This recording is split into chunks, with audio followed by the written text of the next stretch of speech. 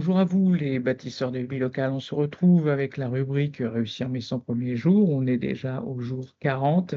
Le jour 40 est consacré aux premières commissions, aux premiers retours citoyens et le mandat devient vraiment concret.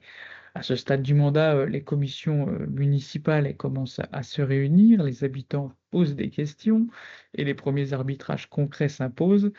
C'est le moment où la politique locale sort des intentions pour entrer dans l'action.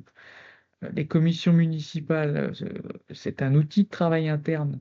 Elles sont instituées par le conseil municipal et les commissions elles préparent les délibérations qui sont ensuite soumises au vote.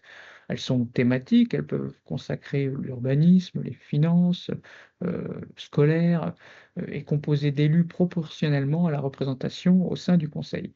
Elles sont présidées par le maire. Néanmoins, lors de la première réunion de la commission, un vice-président est désigné et ce dernier peut convoquer, présider la commission en cas d'absence d'empêchement du maire.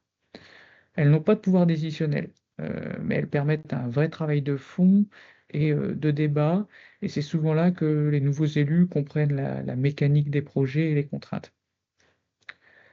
Concernant les premiers retours citoyens, bah, c'est une phase test, hein. Après 40 jours, les habitants, ils commencent à exprimer, leurs attentes, leurs remarques. Les réseaux sociaux, le bouche à oreille et les réunions rendez-vous publics amplifient ces ressentis. Alors, un conseil, ne pas tout promettre, mais communiquer sur l'avancement, les étapes et les marges de manœuvre est essentiel. Le conseil du jour, c'est d'être présent en commission, c'est là souvent que se construisent les décisions et surtout prenez le pouls de la population, écoutez sans promettre et informez avec clarté. La confiance se cultive dès maintenant.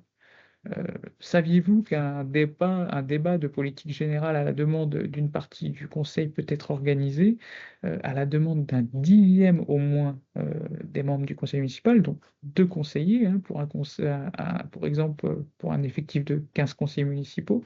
Un débat portant sur la politique générale de la commune doit être organisé lors de la réunion qui est suivante du conseil municipal et cette possibilité, elle est limitée à un seul débat par an. Voilà, je vous remercie et je vous dis à bientôt.